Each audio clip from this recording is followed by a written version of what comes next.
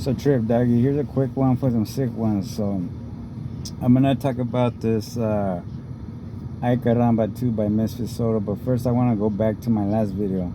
So my last video I gave my thoughts on the Tiger Ay Caramba song, right? That little track he made. And I must have not really paid attention. I only seen it one time, so I must have not really paid attention to that shit really. Because okay, they had that one fool sitting on the couch eating chips. I didn't know that fool was supposed to be like Mexican or Hispanic or whatever.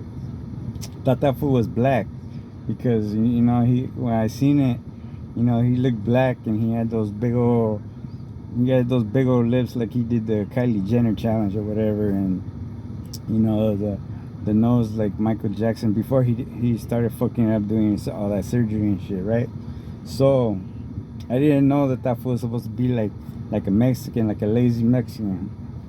I guess well, yeah, like the stereotype, right? I didn't know he was supposed to be a Mexican and shit. So I watched it again recently, and I was like, okay, now I understand how people get offended. Now I don't know if he's supposed to be a homie or if he's supposed to be like, you know, like a paisa or what.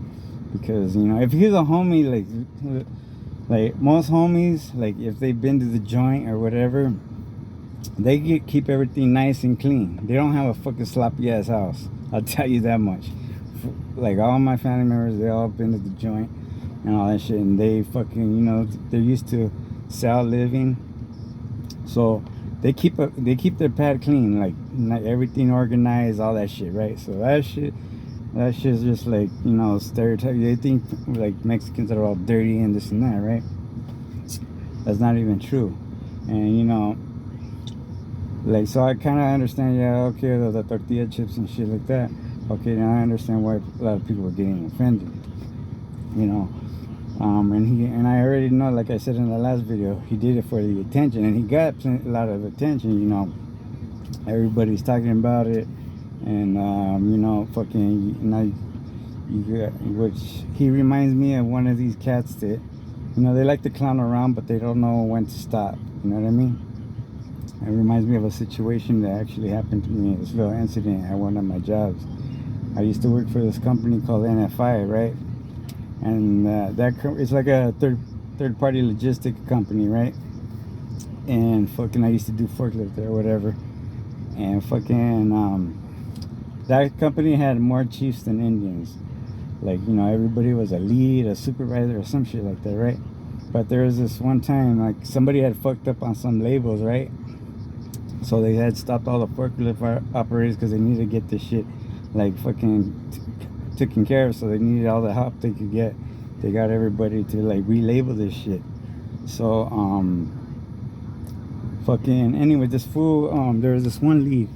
He was like the center of attention. Basically, like how I'm saying Tiger wanted all that attention. This fool was like clowning around, whatever.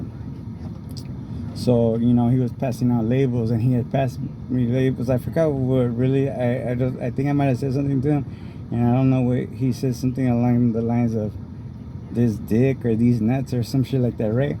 So I told him, hey, don't be talking to me like that. I ain't gay. Next time you ever say that again to me, you know, you're gonna get socked up. We're gonna end up with your jaw wired shut, you know. When he got, I guess he got offended, and he said, well, I'm not gay either. I'm married or whatever. So I said, well, I don't give a fuck. Don't be talking to me like that, you know. And he probably could have fucking fired me or whatever, which I didn't give a fuck, because when I was younger, most of my jobs were alibis. I used to sell dope and all that shit, right? So I just used to have the job, and I would fucking walk out on jobs, and I wouldn't care for the jobs, you know. Like I said, they were alibis. So basically what had happened, that fool was like, after that had happened, I didn't want him to stop clowning around. I just told him, don't talk to me like that. And I didn't know what it was and shit. So after that had happened, he was just quiet the rest of the day. You know, I just continued working. He was quiet, you know. But I wasn't trying to intimidate him or none of that shit, fool. I just wanted him to know, you can't be talking to me like that, you know. But that's what I'm saying. Tiger was like the center of attention or whatever. So, and he got the attention from blacks, browns, and other people, he got the attention that he wanted. So the Misfit Soto, so basically he told him, you know, he didn't even grow up around blacks and browns, right?